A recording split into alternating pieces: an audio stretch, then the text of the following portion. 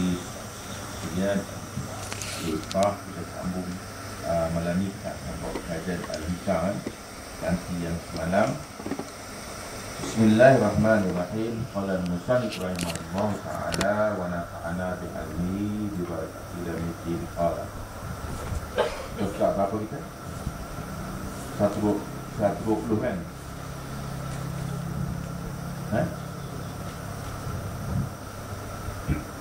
Maka apabila telah huzur hatimu dan telah tenang waridmu juga, maka apabila telah huzur hatimu dan telah tenang waridmu, maknanya bila kita sudah sampai, ada satu masa kalau kita ikut pelajaran betul-betul, mengikut kaedah belajar betul-betul, satu masa kita akan menjadi orang yang tenang dalam ibadat, khusyuk dalam sembahyang, dan sentiasa istiqamah di dalam ambilkan diri kepada Allah, dan sentiasa mendapat bantuan Allah dengan berbagai-bagai. Maka bila sampai kat situ kata dia, fala tasqina walidah la ta'rif samaratuhu falaisa al-murad min as-sahabil amtar wa innamal murad minha wujudul asma. Jadi tujuan kita ibadat tadi bukan untuk selesa, bukan saja untuk rasa manis ibadat. Jangan pula, kalau kita kata nak khasyuk, bagaimana dengan orang tak khasyuk?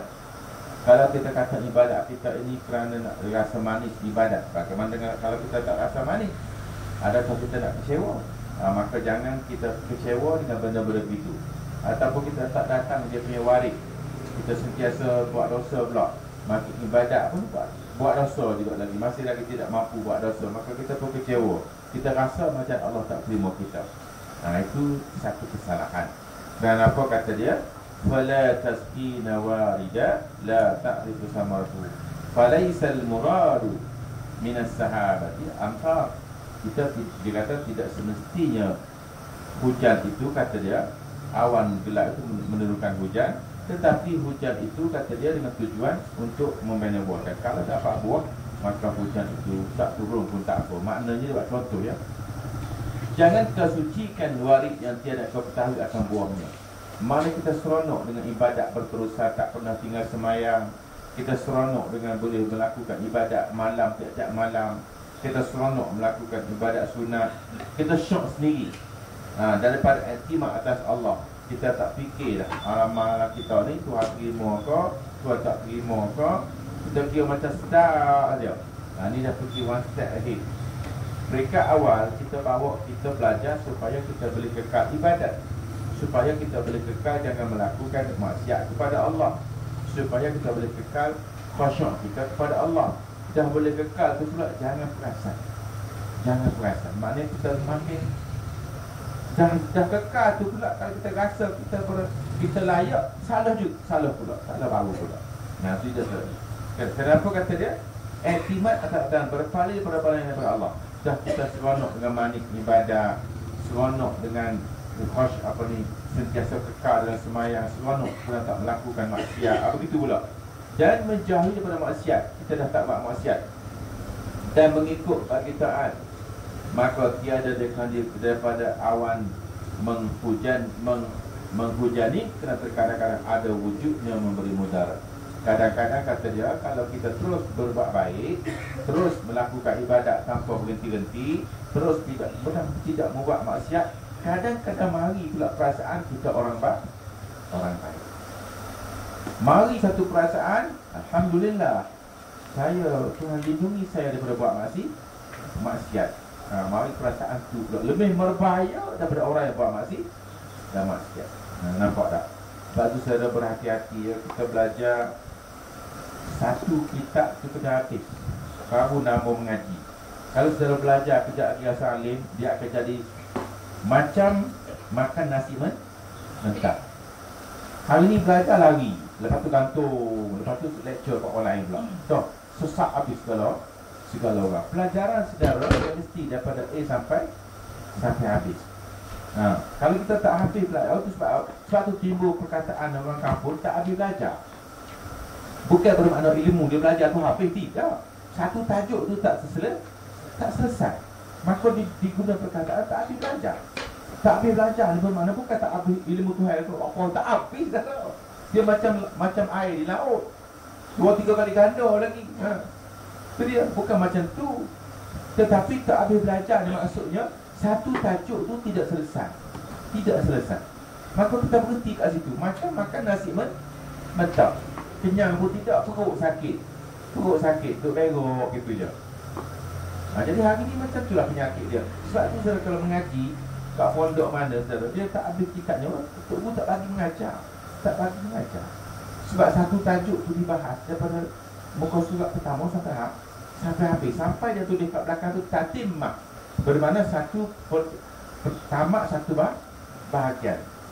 Oleh sebab kita kadang-kadang mari sebulan, 3 bulan cuti. Maka sebab tu musuh kita ulang lagi sekali.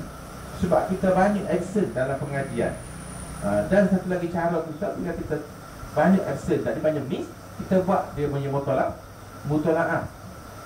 Mutola'ah ni maknanya kita ulang kaji pengajian yang kita tertinggal. Mungkin kawan kita ikut, kita tak ikut. Mungkin kita pula ikut, kawan kita tak ikut. Maka satu malam, seminggu sekali ataupun selepas isyak, kita bincang, kita panggil dia mutola'ah. Ada kadang-kadang kita tertinggal, orang kawan kita ikut. Jadi kita bincang balik. Itu hari saya tak datang 2 bulan. Saya busy. Hani kata saya datang. Dah ke mana? Bincang balik. Namanya mutola'ah. Lepas tu dalam majlis mutola'ah satu setara dia ada lantik pula. Tebu lantik. Setiap 10 orang, setiap 13 orang tu satu ketua dia. Ataupun kadang-kadang setiap 20 orang satu ketua dia. Tengok blok masing-masing. Kita panggil dia ketua mutola'ah. Hak pandai sikit tu, hak mengaji lama sikit tu, dia jadi ketua. Kita panggil ketua mutola'ah. Refer balik, buat kaji semula kitab-kitab yang sudah belajar. Tujuannya supaya siapa yang tertinggal, siapa yang kurang faham, diselaraskan semula dia punya fahaman. Itu baru mengaji nama dia. Baru nama mengaji. Sekarang ni kita belajar halwa, manis dalam ibadat, khusyuk dalam ibadat, kekal berbuat ibadat, meninggalkan maksiat. Bukan begitu. Tunggu. Kalau awak rasa seronok dengan itu, maka dia satu penipuan. Kan dah mula pergi tu. Dah mula pergi kepada satu kesalahan baru, iaitu terasa diri kita orang baik. Mulalah alin laka tu datang tu. Itu berani sebut tu. Kenapa berani sebut orang lain jahat? Sebab kita mula terasa diri kita baik. Kalau kita jahat, kita tak berani cakap orang jahat. Yang punca kita boleh cakap orang ni sesat, orang ni jahat tu, sebab kita sudah mula merasa diri kita baik. Itulah dosanya. Sebenarnya kebaikan ni ialah apabila Allah menilai kita, bukan kita nilai diri kita. Macam semayang. Semayang ni akan dibalas dengan syurga bila Allah terima. Yang kita semayang hari ni baru kita punya lakonan. Kita belum mati, belum dihadapkan Allah amalan kita, maka kita dah bangga syok sendiri. On what ground? Mungkin semayang kita sempurna, tetapi kita wuduk kita tak sempurna. Air Syabas tidak bayar sudah 3 bulan. Hantar juga warning, bermakna kita curi air Syabas, air orang. Dalam ilmu fiqh, air yang dicuri, walaupun wuduk tu sah, semayang Allah tak terima. Sebab tu saya berkeras, siapa yang mengambil wuduk di dalam kapal terbang, wuduk itu tidak sah. Pasal apa? Pasal orang-orang kapal terbang dia tidak benar mengambil wuduk. Itu sebab air tu air dia, bukan air kita. Kalau macam tu Ustaz, tak ada masalah, saya boleh bawa air. Tidak dibenar mengguna air dalam bilik air. Pulak situ. Katalah just imagine lah, satu orang mengambil wuduk menggunakan satu botol mandra yang 1.5 liter tu. Saudara kali dengan 400 orang, berapa liter tak? Bukan awak nak takut neraka kan? Aku takut masuk neraka juga. Kalau awak nak ambil wuduk, saya pun nak ambil wuduk. Tok Haji Spektrel tu pun nak ambil wuduk juga. Akhir sekali 400 orang atas boing itu semua mengambil wuduk. Saudara kali 1.5 liter ni kali 400, berapa puluh galon lah kata. Tak akan jatuh kapal terbang tu. Itu situ poin dia. Poinnya ialah air yang tidak dibenarkan menggunanya, bermakna air itu haram diguna. Sebab air itu bukan air kita. Ada tuan dia, nama tuan dia itu MAS, Malaysia Airline System. Tak apa Ustaz, saya bawa spare. Saudara, air wuduk tidak dibenar bawa spare. Tempat kita pergi tu ada. Tak ada pakai tayar tayamum. Kata ada juga faqidut tahurain. Ni mana bawa air banyak ni spare wudu. Tak ada. Tidak ada istilah musafir bawa air spare wudu. Tak ada. Ada tak ada tak? Tak ada. Maka kalau tak ada air, tayamum. Tak ada tanda faqidut tahur. Tahu saya ulang baliklah. Ada orang perli dia kata tak usut tu daripada atas sawah dia pekoh tak erti kata dia. Kalau tak erti pekoh nak sembahyang macam mana? Basuh begok tak erti, basuh kucing tak erti. Okey, kata kalau tidak ada air, maka kena guna tanah. Kalau tidak ada tanah, bermakna dua-dua sudah tidak ada. Namanya faqidut tahurain. Faqidut tahurain. Luput dua alat bersuci ni. Satu, dua. Apabila luput dua alat bersuci, wajib tak sembahyang? Sembahyang tetap wajib. Tidak gugur solat. Dalam ibadat kita hanya solat sahaja yang tidak boleh gugur kewajipan dia. Walau kita sakit macam mana pun, sebelum mati mata berkelip sekalipun sembahyang kena buat. Ada berpuasa boleh tinggal bayar kafarah. Puasa berhaji boleh tinggal pergi tahun depan kalau tak ada visa. Tidak wajib, bukan nak berenang pula. Ni tak ada visa kok lompat kapal tersier. Ini hukum fiqh sudah jelas. Sakit tak payah, visa tak lulus tak payah. Kerajaan tidak benarkan pergi haji, gugur wajib. Ni kerajaan tak benar nak pergi naik dengan kepada Brunei. Brunei tak benar. So very simple. Okey. Apabila habis faqidut tahurain, maka sembahyang tetap wajib. Maka ketika itu namanya ialah sembahyang hormat waktu. Oh, tak ada kat kitab tak hormat waktu. Okey, sapuhlah. Tak usah hormat waktu.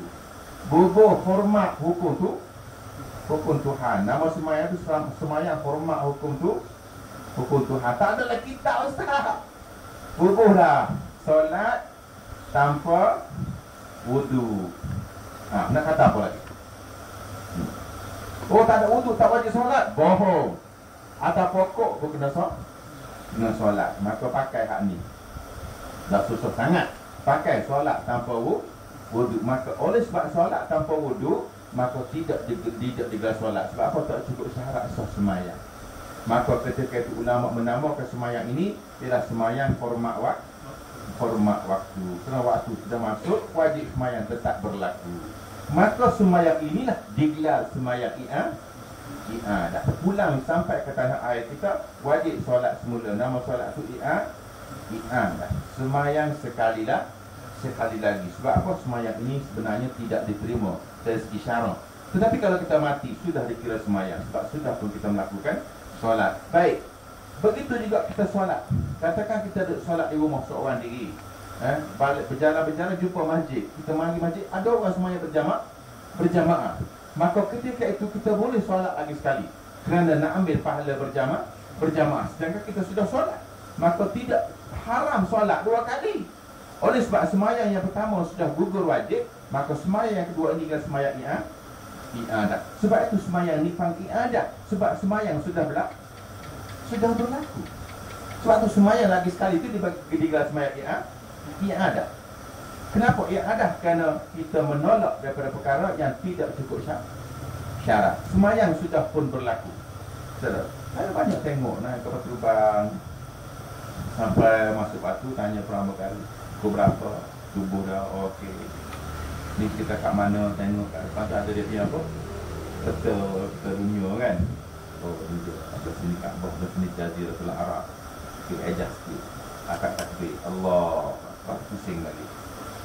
Semayang dah tak kata apa? Kapak tu. Bukan susah sangat duduk begini. Tak ada kursi macam ni kan. Okey. Air semayang ada, alhamdulillah. Tak ada pasal-pasal. Tak payah semayang lagi dah. Mak kena semayang ni kalau kita tidak ada wudu. Jadi kita duduk situ. Air semayang ada. Tadi naik kota bang sudah ada wudu. Tak perlu ambil wudu lagi. Okey, kita bersemayang. Ni subuh dah masuk. Okey, semayang. Allah Akbar. Macam Fatihah. Lepas tu rakam. Allahu Akbar. Rakam. Sami Allahu liman hamidah. Nanti tidak sujud pula. Allahu Akbar. Lebih sikit daripada rakam.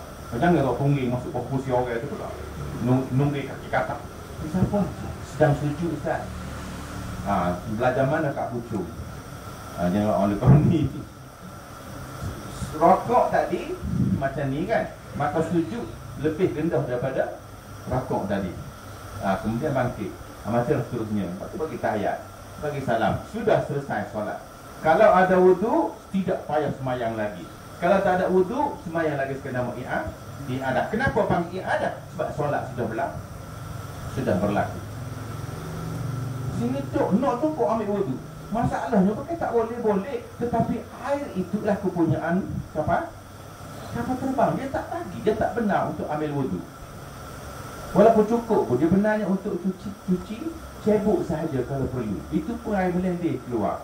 Bila kita nak ambil wudu, orang lain pun nak juga. Cuba bayang kalau 400 orang, nak semua nak pakai bilik air tu. Jadi bila kita tidak punya kuasa untuk melakukan perkara tak dibuat milik orang, maka kita tidak dibenarkan memakainya, termasuk kain pelekat, saudara. Misal kata kita berjalan, kita kena kejar rimau tak tangkap kain kita, bogel kita lari masuk waktu zuhur. Kita pergi sungai ambil wudu, kain pula tak ada. Jalan-jalan jumpa kain pojak. Saya nak tanya, nak ambil kain ni ke nak semaya bogel? Nak pakai kain curi pojak ni ke nak semaya bogel? Bogel. Pasal apa? Ini kain orang. Walaupun rukun semayang kena tutup aurat, tapi sebab kain ini bukan kain kita, maka kita kena semayang dengan tidak ada kain. Macam tu tadi juga sama. Walaupun air tu kita kena boleh pakai air, tapi bukan air kita, air orang, maka tidak boleh dipakai. Air kita pula tidak dibenarkan pakai tempat tu kena spray semua atas ambil wudu, mesti jatuh ke bawah. Saudara, bawah kapal terbang tu dia elektronik tau. Dia penuh dengan elektronik. Tidak boleh bersentuh dengan air yang pengalian karangnya terlalu baik. Alat pengalian karang yang terbaik yang pertama ialah air, yang kedua baru temaga.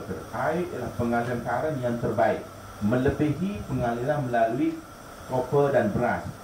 Pengaliran karang yang terbaik ialah air. Dia boleh ambil daripada jauh, saudara. Sebab tu masa saya duduk kat Kuantan dulu, tiap-tiap bulan klinik, tiap-tiap bulan hospital, bukan klinik. Tidak betul tanya, buat apa pasal lah. Dia kata, tidak ajak sakit tekuk. Dia kata, tak tahulah awak kerja apa. Kata, saya kerja saya melalak je. Nyanyi ke bukan? Dia mengajar. Oh gitu. Dia pun lama dah lama. Oh kata, awak cuba mengajar pakai dia punya, kan dia ada kabut tu. Saya tanya dia pasal apa. Itulah penyebab kepada suara kita rosak, kata dia. Masa kita speaker tu dia ada beza, ada karang, kata awak akan rosak. Sebab tu penyanyi dia setiap minggu pergi jumpa doktor. Ini sebab saya kata, sebab apa di mood, dan suara kita ni ada dia punya vaporite, ada dia punya pelembapan udara. Benda tu akan mengalir melalui, walaupun kita tak nampak, mata pun sama, Ustaz. Kalau sudah bermain dengan komputer yang kerjanya, mata kita akan kabur. Sebab apa? Tindak balas daripada. Jadi benda begitu, saudara, air yang kita ambil wuduk tadi akan curah pelan, akan jatuh ke lantai. Oh tak apa, tak boleh pakai spray. Oh pula hari ni kewajipan terbaru pakai spray. Dia rekod juga nak pakai juga. Tak nak pakai hukum pekah ni. Dia nak rekod juga bagaimana boleh buat penggunaan air. Tak minat dengan Tuhan punya undang-undang. Dia cuba buat undang-undang sendiri. Sudahnya pakai spray. Aku tanya balik, Iza kumtum, kenapa kita ambil semayang ni? Apa pasal pula? Oh pasal standard pengajian, standard ilmu. Okey, sebab ulama-ulama sudah bahas, saudara. Otak kita ni setakat mana sangat pandai. Iza kumtum ila salati fagsilu, kan?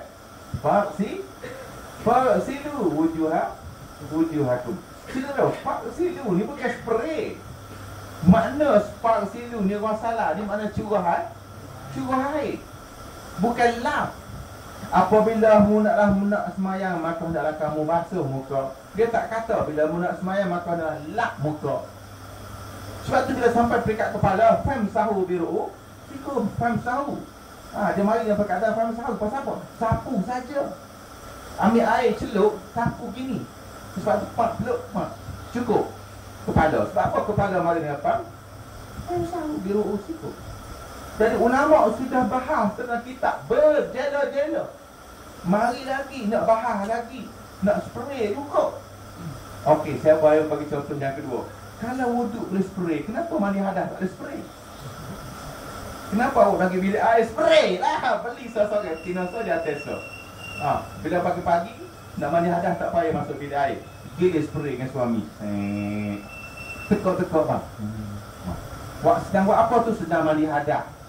Sebab hadas juga dengan guna perkataan tu, muslim. Basuh. Ni hari ni banyak ustaz-ustaz mengajar suruh pakai spray. Saya bagi tahu ayah saya masa saya sakit kat hospital Kebangkerian sekalian. Ayah saya ni saudara, dia ni setakat nak mengajar ni, dia bertaraf boleh mengajar. Dia mengaji pondok lama, dia pok tahu saya bekerja dengan apa ni kerajaan Kelantan sekarang ni, tenaga pengajar agama, sekarang pergi haji bawah jabatan. Nak cerita saudara, bila sampai waktu wudu, mari dah kumpulan pakar spray. Ayah saya tengok, ya ni kasih mana pula nak tengok. Kita tak tahulah, saya cakap dah, dia ni tepuk pun tak dengar. Dia pun ambil botol tu, dia cuak.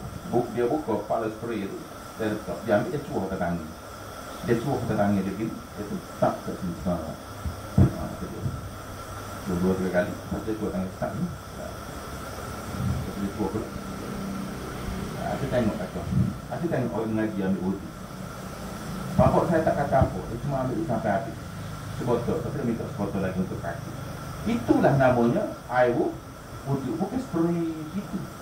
Ni ada kumpulan Pak guna spray. Itu bukan saya punya ajar. Kita tak buatlah. Itu ustaz spray nama dia. Saya nak kena pak residu wujud. Aku kena basuh macam mandi hadas, macam basuh kain, semua basuh. Dia guna dengan perkataan basuh. Najis pun sama juga. Itu sebab najis terbagi tiga. Satu najis mughallazah, satu najis mukhaffafah, satu najis mutawassithah. Najis mukhaffafah tak boleh spray. Pasal apa? Pasal dia bukan tidak perlu basuh. Dia spray saja boleh. Yang pertama najis mughallazah paling besar lah, dia buka lah dia punya minum. Mughallazah iaitu anjing dan babi dan kotoran dia bakar dia semua. Yang kedua dia panggil mutawassithah, najis pertengahan. Ni kita ada apa? Okey, ayam kan, najis apa, cicak itu kita panggil mutawassithah. Kita kena basuh, buang rupa, bau dan rasa. Kemudian bilas. Okey. Akhir sekali najis mukhaffafah. Najis ringan. Najis ni saudara boleh spray. Seperti air kencing kanak-kanak laki-laki di bawah umur 2 tahun yang tidak makan apa-apa kecuali susu ibunya sahaja.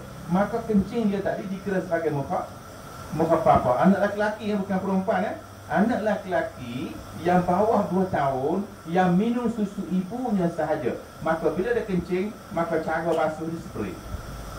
Sebab itu tak sama basuh tiga ni. Hak ni spray, hak ni basuh, hak ni sama. Jadi wuduk duduk sini saudara, basuh, bukan spray. Ni dia perbahasan kita. Perbahasan dia spray. Itu dia.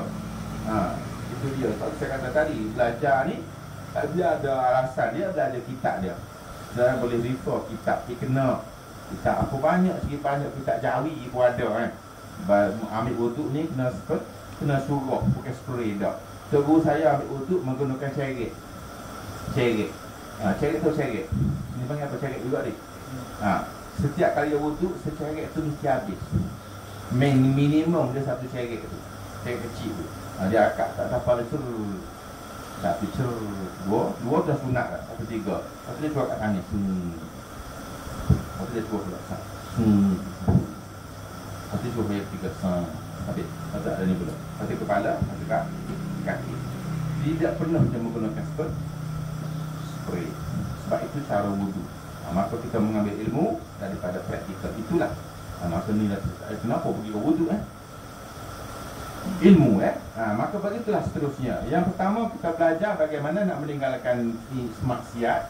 Yang kedua kita belajar bagaimana nak rasa manis dalam ibadat, nak rasa khusyuk sembahyang. Dah dapat ini semua pula kata dia, jangan terpesona. Ni pula dan sebab kita sudah muka surat 120, bukan muka surat 5 lagi. Jadi bila kita sampai itu dia mengikut bagi tak ada maka tiada kehendaki daripada amal hujani awan. Terkadang-kadang ada wujud yang beri mudarat. Sebab tadi bila kita kosong banyak, baik sangat, ibadat tak tinggal, kadang-kadang berbahaya. Boleh akan menimbulkan detik-detik riak di dalam diri kita. Sebenarnya dia kena kepadanya oleh buah kayu jua. Begitu juga semayang. Tujuan semayang, tujuan ibadat hanya untuk beribadat, mengampikan diri kepada Allah. Contohnya macam orang buat dosa, macam nak ibadat dia berdosa, maka ibadat dia adalah taubat. Ibadat bagi dia sebab cara berampi diri dia adalah dengan taubat. Macam tu, bukan kata orang dosa masuk neraka, orang rasa masuk neraka, itu dia. Semayang khusyuk masuk syurga. Belum tentu. Sebab bila dia tidak ada rasa khusyuk, rasa rendah diri, dia tetap berdosa. Yakni jangan kau besarkan warid. Jangan berasa kita sudah baik, kita sudah tidak pernah meninggalkan semayang, kita sudah tidak pernah meninggalkan baca Quran malam, pagi dan sebagainya. Jangan kau besarkan warid itu. Dan jangan kau etikatkan bahasa karamah daripada Allah. Wah, hebat benar. Doa makbul pula tu. Doa buta-buta. Oh, kau berasa hebat benar. Jangan kau biar aku main aja. Nanti dia buta mata. Saudara, orang tak guni, saudara, dia sudah memakai sifat Tuhan. Kalau boleh doa orang hancur lebur, Nabi buat dulu tu. Nabi dulu yang melakukan kerja doa hancur orang ni. Sebab apa? Bagai minta, bagai dapat. Tak payah pergi perang. Angkat tangan minta buta mata Abu Jahal. Tak payah perang. Abu Jahal buta mata. Tapi Nabi tak buat kerja benda tu. Kita saja yang berdoa. Kita tak puas hati saya doa buta telinga, buta mata, doa pekak telinga, doa pecah perut, macam-macam doa. Nasib baiklah kita tidak beri doa makbul. Kalau beri doa makbul kita ni siaplah. Ramai orang mati buta mata, pekak telinga. Sebab apa kita dendam? Jadi yang kita rasa macam dia karamah daripada Allah, hingga engkau ketahui akan buahnya dalam dirimu, daripada memberi bekas hati dengan dia, sehingga berganti apa ke berkentut berganti borogonun tak. Sehingga berganti segala sifat mazmumah dengan segala sifat mahmudah.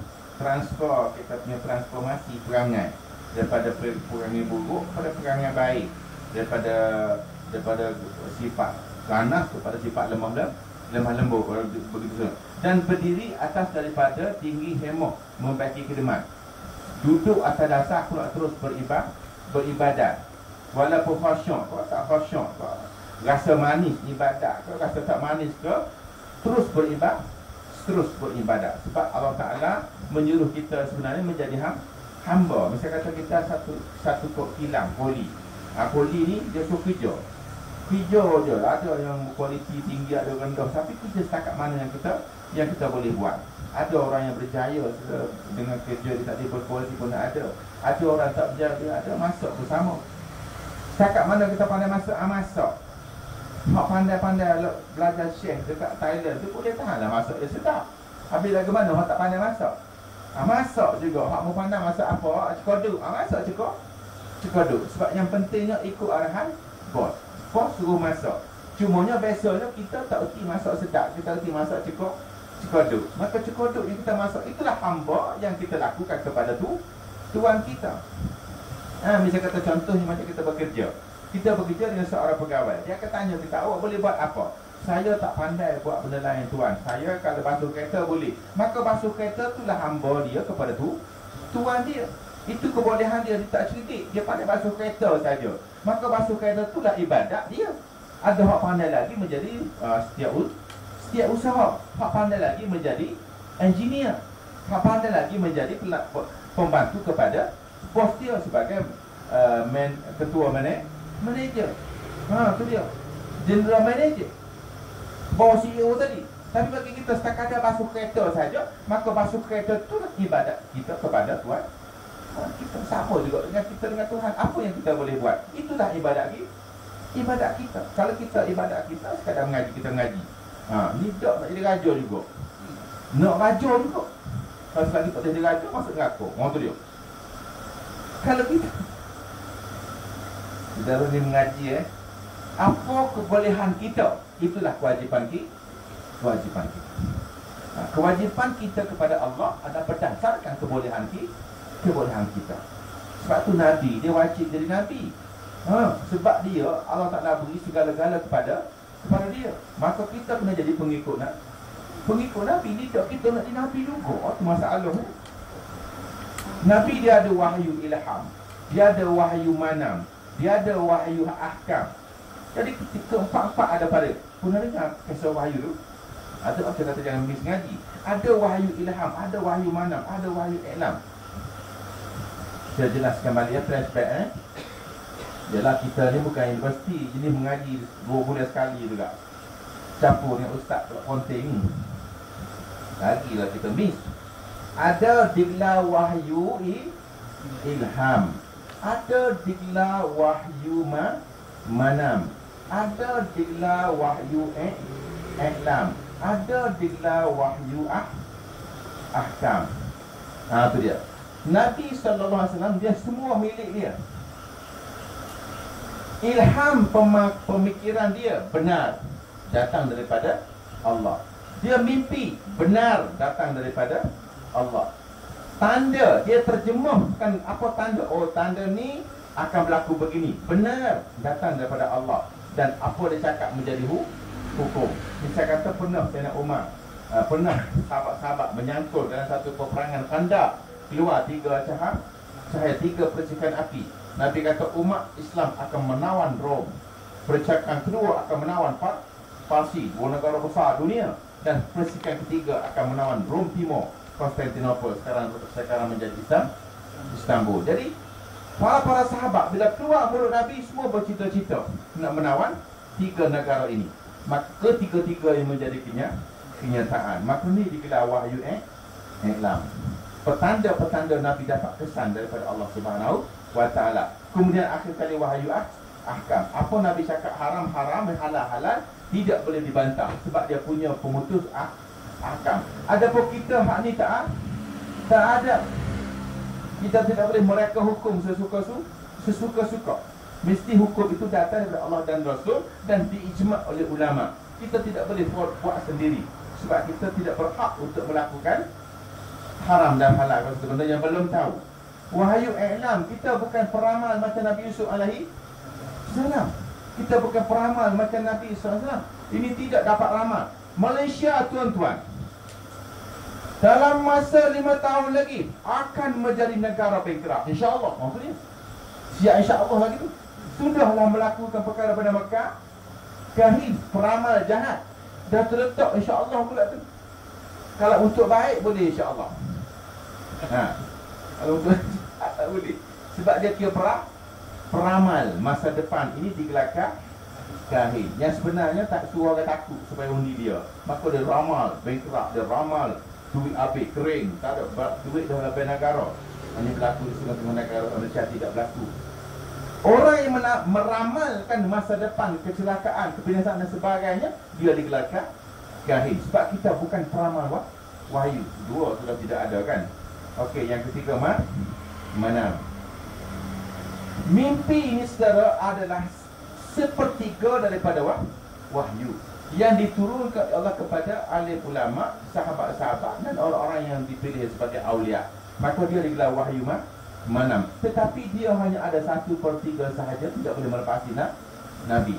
Itu pun tidak boleh menjadi hukum. Dia hanya sekadar kenyataan kebenaran yang tidak boleh menjadi hukum. Misalnya kata mimpi seorang sahabat Begin. Mimpi seorang ulama semasa di zaman pemerintahan Nizamuddin. Dia mimpi ada 2 orang nak pergi ambil korek, nak ambil jenazah Nabi SAW. Dia mimpi 3 malam berturut-turut. Maka mimpi itu menjadi kenyataan. Maka mimpi ini digelar manam.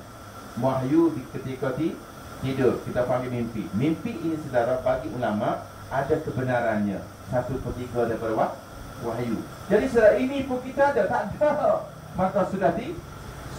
Hanya ada lagi 1 nama ilham. Dan ilham ini hanya akan diberi oleh Allah kepada orang-orang yang hatinya bersih.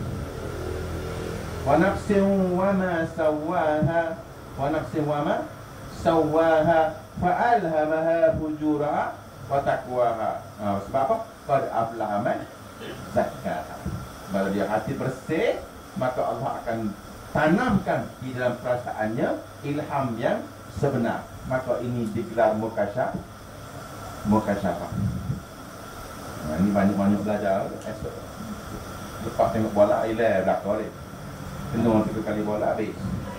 Sebab tu kena repeat. Pengajian kena repeat sentiasa. Buku kena ada, catatan kena kemas, dabit kena tepat. Ulama sufi pernah berkata, ulama besar sufi, dia mengajar, dia beritahu pada anak murid dia. Dia kata apa? Saudara-saudara sekalian, kamu tulislah apa yang aku cakap, sebab kamu mengambil ilmu daripadaku, tetapi aku mengambil ilmu daripada diriku sendiri. Kadang-kadang saudara, kita dengar ceramah kita tanya, siapa ni? Oh, aku ni siapa? Tengok. Oh, Kak Kelang dulu. Kita tak tahu, saudara. Orang sufi lah, bukan kita. Sebab apa? Kadang-kadang kita bercerita datang daripada dia, kita tak tahu, sebab ada wahyu ilham. Sebab tu orang alim yang bersih hati dia akan bercakap macam Imam Ghazali, Imam Sayuti, Imam Qushairi, Imam Nawawi. Dia akan cakap, dia suruh dobit. Sebab apa? Ketika itu sedang turun hujan wahyu ilham. Sebab tu guru saya, anak murid kita cantik kan, kita cantik apa dia cakap. Banyaklah, saya nak cerita satu saja. Jadi satu masa, bila sampai hari, kita keluar, pergi mengajar, kita keluar. Oh, nak ke mana? Kata dia. Dia kata, nak tengok gerhana matahari. Oh, pandai mu kira, kata dia. Bukan kira Tok Guru bagi tahu. Bila aku bagi tahu? Tahun lepas. Setahun lepas dia berkata, pada tahun hadapan, gerhana matahari akan berlaku pada hari bulan sekian, pukul 10.30 minit, sekian. Jadi budak-budak tanda. Budak-budak tanda. Jadi bila sampai masa tu, setahun kemudian, tengok mengajar budak-budak keluar nak tengok. Teguh kata, "Oi, nak ke mana?" Nak tengok gerhana matahari. Betul awak. Mari semua kita pergi tengok peristiwa gerhana matahari. Nak cerita saudara, keluar mulut dia saja, secara orang tua-tua panggil mulut masing. Sebab apa? Sebab ilham ini akan dihantarkan oleh Allah kepada orang-orang alim, aulia yang hatinya bersih. Detikkan hatinya benar. Detikkan hatinya itu benar. Suara hatinya itu berkata benda yang sebenar. Itu kita panggil wahyu ilham. Dan ini ada pada Nabi dan ada pada alim ulama. Maka oleh sebab itu saudara fikir, yang empat fikir ni, satu, alim ulama. Kedua pun sama juga alim ulama. Ketiga, alim ulama. Dan keempat hanya khusus untuk Nabi sahaja. Ini wahyu daripada Allah Subhanahu wa ta'ala. Wa ma yantiqu 'anil hawa in huwa illa wahyun yuha. Ini hak dia saja. Wahyu tu menjadi hukum. Orang lain tak boleh. Wahyu lain tak boleh jadi hukum. Tak boleh saya mimpi kat tekok, tak boleh. Wahyu ahkam Nabi sahaja. Nabi sahaja. Orang alim dia boleh sebagai panduan sahaja, tidak boleh jadi hukum. Okey. Kemudian keempat-empat ini semua ada pada Nabi.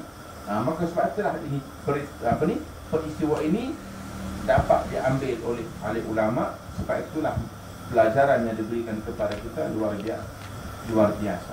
Sebab mereka mendapat mungkin wahyu ilham, wahyu mana, wahyu ilham. Tok Guru saya pernah berkata secara saya cerita Tok Guru saya, mungkin saya ada Tok Guru. Sedang cerita dah Tok Guru saya, mungkin Tok Guru saya kami kaji ke apa, saya tak tahu. Sedang cerita Tok Guru saya, sedang cakap apa, cerita, boleh cerita. Tok Guru saya cakap, siapa Tok Guru? Puak Lakman. Benar, tak ada masalah. Janji Tok Guru. Okey. Tok Guru saya penuh di basuh-basuh kereta saudara. Jatuh wahnya komen. Wahnya tak wahnya komen. Wahnya hak jenis jatuh. Jatuh wahnya jatuh kat kereta dia. Dia baru beli dari Singapura. Mesti ngata belalang zaman dulu. Jatuh atas kereta dia. Jadi dia pun jatuh. Budak-budak tengok. Budak-budak pun nak nakal. Budak-budak kecil termasuk saya lah. Alah Tok Guru, dunia Tok Guru. Awal, dunia. Nak tani lagi asuk puak-puak mulut gila tu. Puak-puak zaman besok gila ke benda ni. Semua sekali gila ke benda ni. Benda hak kata dunia ni lah zaman besok. Sebab tu saudara dalam ni, kalau ustaz pergi ngajar bawa motosikal, tak ada orang nak dengar. Bawa motosikal tak ada orang nak dengar. Perli lagi ada. Ustaz dah kata tawar sikit ya. Oh tu je. Ustaz kena warning. Sebab apa? Lambat datang. Sebab apa? Ustaz bawa motosikal Honda Kak. Kalau pun kereta apa, motosikal Magma. Pelak mampu sebutir. Dia dah start Ustaz macam ni saudara, nazir bagi Nazir Bagwani nak datang majlis saya mesti tepat. Oh tu dia. Pasal apa? Pasal dia sudah tidak dihormati. Cukup ustaz bawa cue saya nak tahu. Kalau tak mana pasal apa? Pasal mukjizat akhir zaman ialah harta. Maka kata-kata dia sudah menjadi kebenaran. Sedangkan dia berkata tu sambil marah pada budak-budak. Sambil marah pada budak-budak saja. Bukan dia ceramah. Dia cuma sambil marah saja. Di dunia dia menatani lah pokok mujasuk gila kata dia, pokok mujasuk. Ni ustaz-ustaz tambahan mujasuk ni lah dia. Dunia. Salah bayar tak cukup sikit tukar ke masjid lain. Marah kena bayar murah, tukar tempat lain. Zaman sekarang. Zaman kita, zaman yang Tok Usai sudah cakap.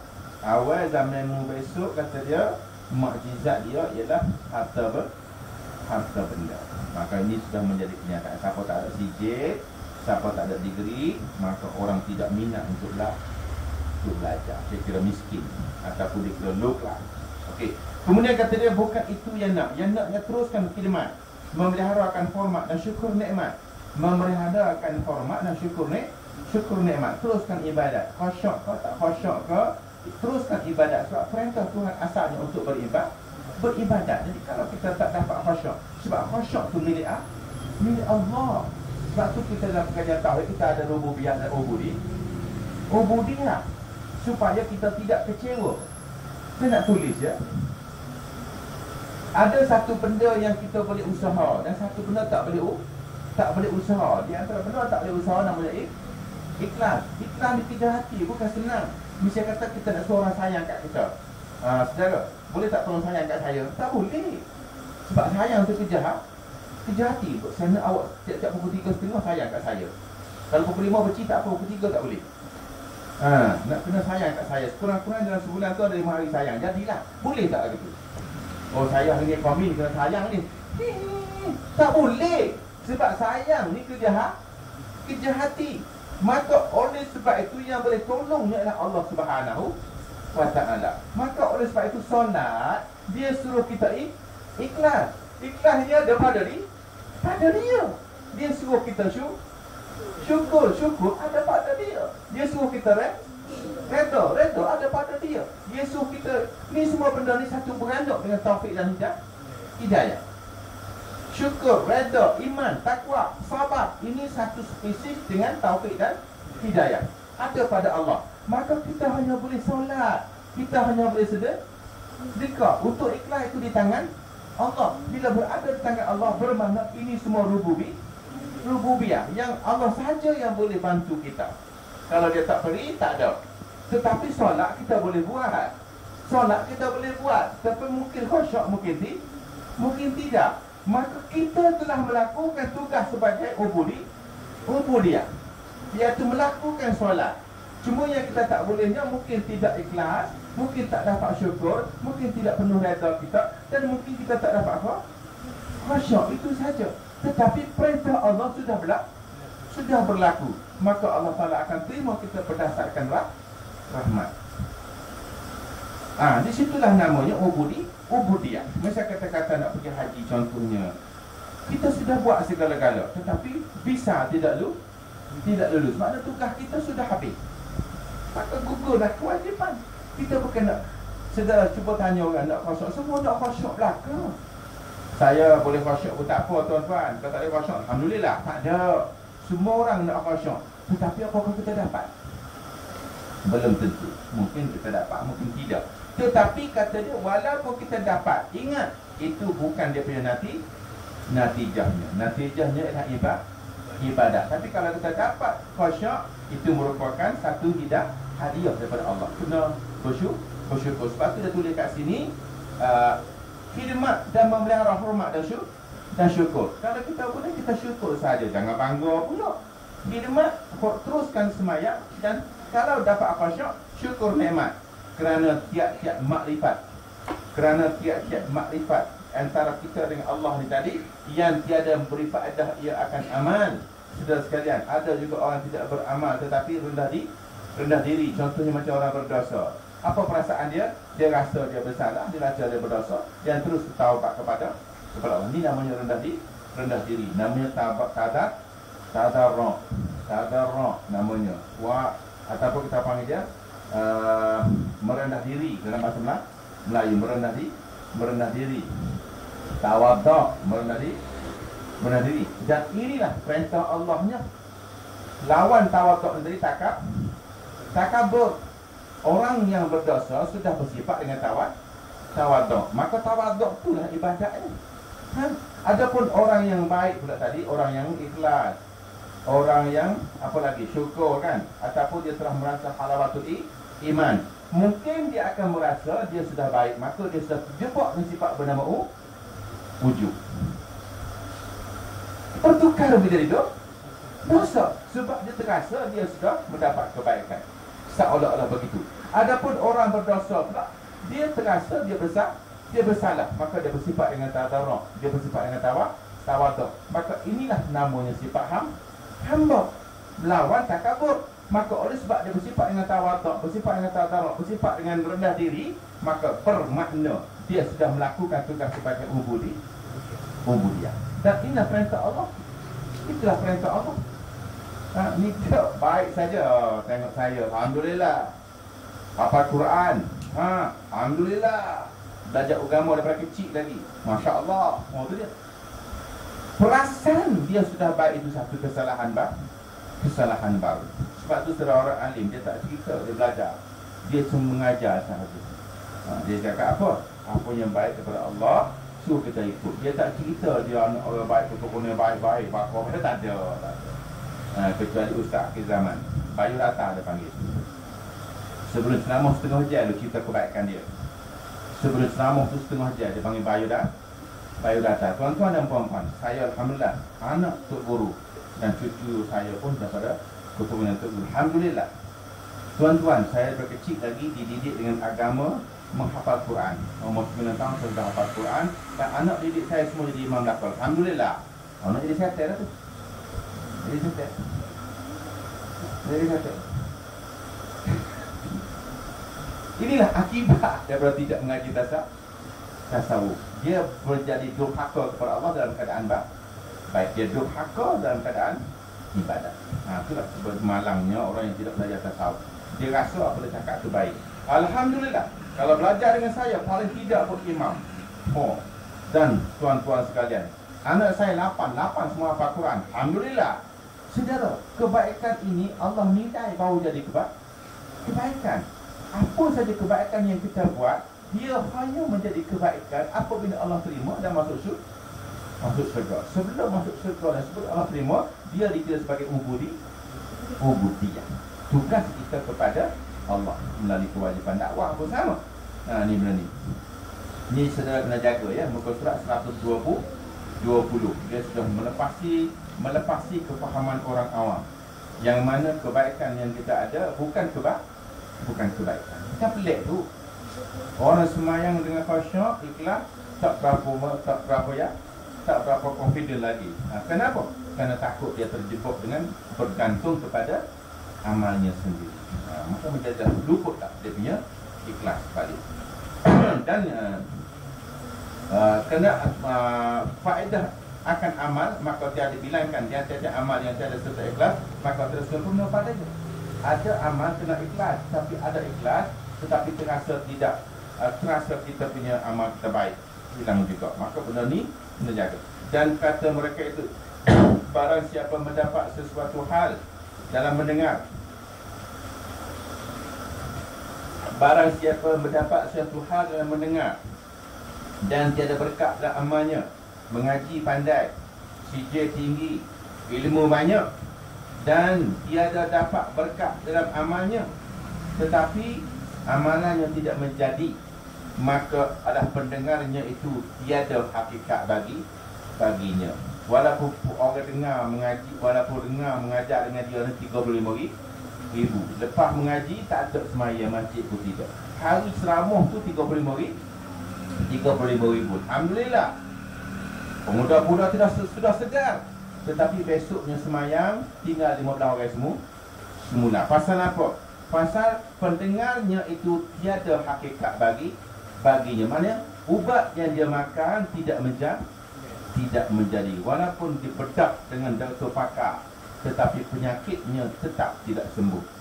Mendengar yang banyak ilmu tetapi tidak boleh bawa kepada amalan, maka itu kata mendengar itu tiada hakikat baginya. Makan ubat tapi tidak baik daripada sakit, maka ubat itu tidak memberi faedah baginya. Dan inilah isti'arah. Inilah dia sebagai lambang contoh kepada kita. Dijadikan warik itu seperti awan. Jangan jadikan warik. Warik ini saya ulang balik ya. Warik ini bermakna bantuan kepada kita oleh Allah, mudah belajar, istiqamah ibadat, istiqamah beramal, faham segala-galanya, maka kita manis dalam semayang dan boleh bangun semayang malam, mudah bangun malam, itu panggil warik. Tetapi warik ini jangan menyebabkan kita jadi bangga. Kalau kita menjadi bangga, bermakna itulah kegagalan kita. Sebab tujuan kita beribadat tadi untuk jadi hamba. Kenapa tiba-tiba kita jadi bangga, sombong? Bermakna ibadat kita tadi sebenarnya tidak berbuah. Sebab itu jaga. Ini itu step dia bagi kepada kita. Seperti awan. Dan memberi bekasnya dengan dia itu seperti hujan yang turun daripadanya. Dan amal itu pada yang dekat-dekatnya itu buahnya. Macam hujan kata dia. Hujan turun tadi untuk menyirami pokok. Dan pokok tadi akan subur. Subur akan berbunga dan berbunga akan berbuah. Jadi tujuan hujan tadi nak makan buah. Tetapi andai kata hujan diturun banyak-banyak, buah pun tak menjadi, tsunami pula jadi. Sebab tujuan hujan tadi untuk makan buah ni hujan. Alhamdulillah hujan. Tak apalah, doktor tak jadi pun tak apa, janji hujan. Apa faedah? Apa faedah hujan? Padi pun tak jadi, doktor pun tak jadi, doya pun tak jadi. Hak jadi ya demam sesemua. Jadi hujan yang turun tadi sudah tidak memberi faedah kepada pokok buah. Begitu juga ikhlas yang kita ada, ibadat yang kita istiqamah tidak menjadi sebab bertukar menjadi kita tidak sebagai ubudiyah. Kita bangga sebagainya. Ini dia perbahasan dia ya. Maka warik dengan tiada memberi bekas seperti awan, tiada hujan, dan memberi bekas dengan amal seperti hujan, dan tiada berbuah. Kerana baca hujan itu oleh sentiasa ia kadang-kadang membawa ia kepada binasa, daripada tiada memberi manfaat. Kalau berterusan baik, sebab itu sudah kadang-kadang kita dalam ibadat, Tuhan beri kita sedikit semalam, lepas tu gajin, lepas tu malam, lepas tu gajin, supaya kita tidak terjebak dengan tipu daya. Lepas tu kadang-kadang kita mari jemu, kadang-kadang gajin, supaya kita rasa, aku tak pakai hijau tu lama sikit ni, muka yang tak pergi, mula jam lah. Jadi kita rasa, baru kita rasa kita lemah. Tapi kalau kita pergi syok ya, tengoklah orang lain boleh lah. Alhamdulillah. Tu dia. Kita akan tertipu dengan diri sendiri. Maka sebab tu dia beri kita jemu. Dia mari malas. Dia mari kita sikit-sikit ujian supaya kita dapat rasa yang kita lemah. Kita lawan balik. Lepas tu baik balik kan. Sebab tu dia bagi on off tu supaya kita tidak terperangkap dengan sifat ujub. Nanti kita berasa orang lain boleh, aku tak memik. Ada budak rusak pula. Payah saudara. Payah. Saya cerita satu contoh. Nak pergi semayang tadi iblis bergoda dia. Saya pergi rajin semayang, lari pergi masjid. Lepas tu lawan ni setan ni lawan pergi. Betul lah baru dia. Tengok munafik dia lebak. Mungkinlah kata tak ada dapat kawan nakak juga. Mampulah hujan lebak. Lalu hujan tak mati baru hujan dia. Lawan cukup. Okey. Itu hujan pergi. Dia sampai kat masjid. Kata ikut lagi. Kita kuakak takbir. Adanya bila siap dan imam. Kita bersapa. Dia ni. Setan mari pula. Allah Akbar. Hebat mu. Tak boleh mari. Musorang boleh mari. Dia usah. Lah kali dia lagi tembak dengan peluru berpandu. Mana setan dia tidak akan kecewa. Dia follow juga. Okey, ngaji. Lepas ngaji pula, tidur. Lepas tu, ngaji tak ada tidur. Akhir sekali, hebat mengaji setiap hari ngaji. Orang tak hari dah habis. Cara setan tipu tadi berpekat dekat dia tak akan putus separuh jalan. Jadi kita pun jaga. Di mana saja perangkat tu kita kena ready. Lepas kat sama, ada pula Bobby tu sama lah kat sama kan. Lepas tu ada pula dia punya ambush pula dah. Jadi berbagai-bagai. Kita kena ready masa ke semasa. Sampai ke satu tempat perangkap apa, sampai tak perangkap apa, sampai ke tempat perangkap apa. Jadi dengan kita mengaji itu sama. Setelah kita berjaya, perangkap yang paling berbahaya ialah terasa diri baik. Hak tu adik. Terasa kita sudah lama, orang yang baru tak pandai. Marilah penyakit baru. Maka hancurlah kita punya perjuangan ibadat kita kepada Allah. Maka jika telah ketahui demikian, tadi wallahu alam. Sekian maaf. Assalamualaikum warahmatullahi wabarakatuh. أعوذ بالله من الشيطان الرجيم. الحمد لله آمين والصلاة والسلام على أشرف الأنبياء والمرسلين وعلى آله وصحبه أجمعين. اللهم يا الله يا كفار السفر يا أمين الرحيم افتح علينا ولا سورياتنا وصلى الله على محمد وسلم. الحمد لله رب العالمين. Ada soalan ke?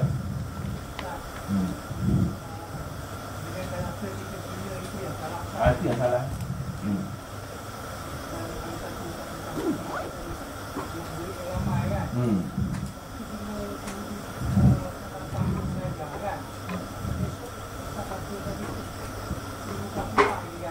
Itu bermakna ilmu dia tadi tidak menjadi hakikat. Wallahu a'lam.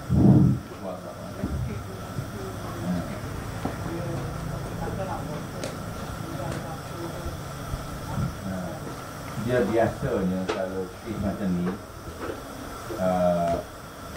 tak tahu nak cakap. Dia biasanya seorang guru ni dia tidak cikgu saya panggil timbul cari telaga. Biasa tok guru ni timbul cari telaga cari timbul, telaga jalan. Kalau dia benar-benar guru, kenapa dia tidak ada satu pondok duduk situ orang mari mengaji? Itu kaedah guru dengan murid. Walaupun murid dia ni hanya 50 orang, walaupun murid yang 100, tapi dia ada dia punya base dia. Macam kita tengok kita berniaga ni. Kalau benar makanan kita sedap, orang mari cari. Tapi kalau kita makan yang tak sedap, kita jaga kot rumah dia, orang tak boleh. Kalau buka pintu, dia main pula. Tapi kalau kita nak makan yang kita sedap, kita pakai kelima orang lagi. Tak masalah. Yang panggil mursyid ni bermakna dia mendapat, dia di bawah naungan pimpinan Allah. Orang alim tu biasanya mursyid ni tutup guru lah, tutup guru pondok dia mursyid. Dia mursyid ni tak perlu pada orang, kita perlu dia, kita cari dia, tu baru mursyid. Kalau kita cari nak orang tu bukan mursyid, tu nego. Mursyid ni kita cari dia, kita cari dia. Kita masak dia pandai. Restoran cari dia. Orang cari